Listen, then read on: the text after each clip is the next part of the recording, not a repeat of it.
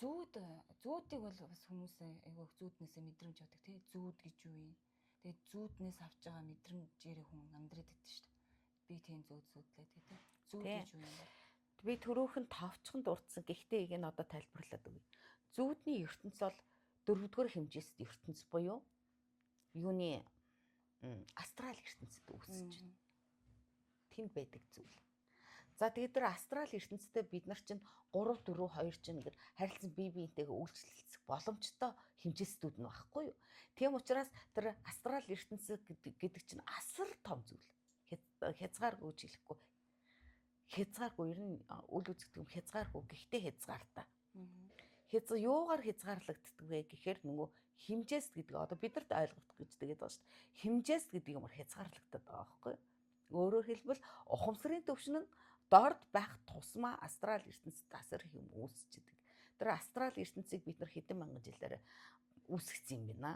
Тэгэхээр тэр астрал ертөнц гэдэг юм хязгааргүй их юм байна. Тэр хязгааргүй их юмас бид нар зүүдэрээ авч болно.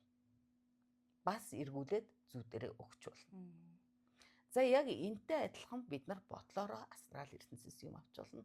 Астрал ертөнцид эргүүлээд хариу өгөөд иж болох боломжтой. Энерги асуудал яригдана. За ингээд ихлээр. За тэр энерги гэдэг юм чинь нэгтршил асар олон бодолд давхцахаараа энерги нэгтршилыг үүсгдэг. Энерги нэгтршлыг үүсгэнгүүт нөгөө нэгтрсэн энерги үзэгдэл болж хувирдаг байхгүй. Гэх маягаар ингээд тайлагдаад яваад.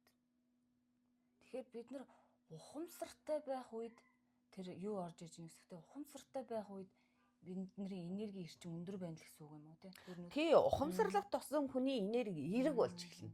Өөртөө өгч байгаа зүйл нь сайхан болж эхэлнэ. Сайхан болж эхлэнгүүд яах нөгөө ч өөрөө өөрчлөгдөж эхэлнэ үсттэй. Тэгэхээр тэр ухамсар гэдэг юмыг ойлгох хэрэгтэй байхгүй юу? За тэрэнд яаж хүрэх вэ? Ухамсар гэж юу хэлээд байна вэ? Бүгдээ хичээлээр ороод өгч. За баярлалаа.